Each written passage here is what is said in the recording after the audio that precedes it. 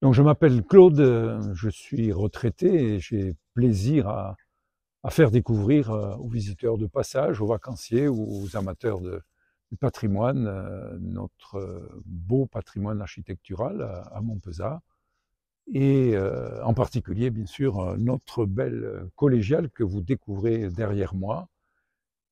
Cette grande église pour un petit village, ce qui surprend parfois le visiteur, mais son histoire est très liée à un personnage qui a beaucoup marqué l'histoire de notre village, Pierre Després, un fils des seigneurs de Montpezat au milieu du XIVe siècle, qui va connaître une carrière ecclésiastique assez fulgurante. Et il va très rapidement devenir un haut dignitaire de l'Église, par la même occasion immensément riche, et il va choisir de revenir pour être inhumé dans son village natal. Et pour cela, il va faire construire à ses frais cette grande église, et il va également installer ici un collège, une communauté de prêtres, de prêtres séculiers, chapelains, qui prendront par la suite le titre de chanoines, qui auront pour mission de veiller sur son tombeau, de l'entretenir, de prier pour le salut de son âme, et également, et peut-être surtout, de faire mémoire de son passage dans cette vie terrestre.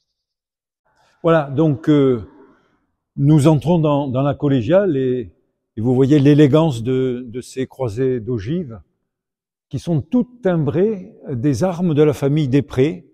Ici, dans la collégiale, tout est Després. Alors, je vous disais tout à l'heure qu'on avait de belles choses dans la collégiale, un petit trésor, et en particulier un fleuron de ce trésor, qui est un objet particulièrement précieux et rare, que nous avons la chance de conserver ici dans la collégiale depuis 500 ans. C'est une tenture de chœur. On va la découvrir en rentrant ici dans le chœur, un chœur qui était réservé aux chanoines, dans lequel ils venaient chanter l'office. Et cette tapisserie a été offerte encore par un Després au début du XVIe siècle, qui a été nommé évêque de Montauban. Il l'a commandée dans les Flandres. Elle nous raconte la vie de Saint-Martin, puisque la collégiale est dédiée à Saint-Martin.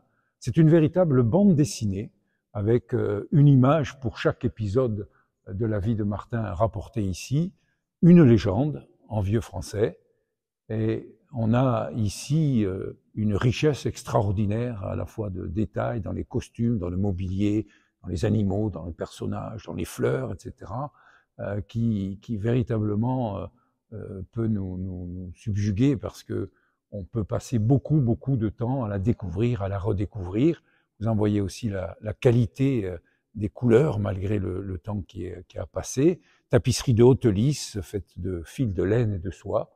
Et quand on prend le temps de la découvrir, eh bien, on s'aperçoit de l'extraordinaire travail qui se trouve derrière en amont, avec tout l'art des lissières qui ont tissé donc ces 25 mètres de tapisserie. Et on voit par exemple l'expressivité des visages et des regards. Et il faut penser que pour exprimer un regard, il faut 2 cm² de fil croisé tout simplement. Donc on a derrière cette réalisation une complexité, un savoir-faire extraordinaire qu'il faut découvrir et imaginer, bien évidemment.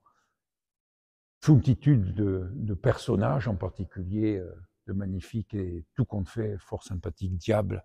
Je vous invite à venir voir de manière plus proche, sans pour autant vous rapprocher trop, parce qu'il faut toujours se méfier du petit diable qui sommeille ici dans la collégiale. Nous sommes donc dans le collège des chanoines. En fait, les habitations donc occupaient les 15 chanoines de la collégiale. On a véritablement ici un HLM pour chanoines, puisque chaque chanoine avait le même type de maisons qui sont accolées les unes à côté des autres, avec à peu près 70 m² sur 4 niveaux.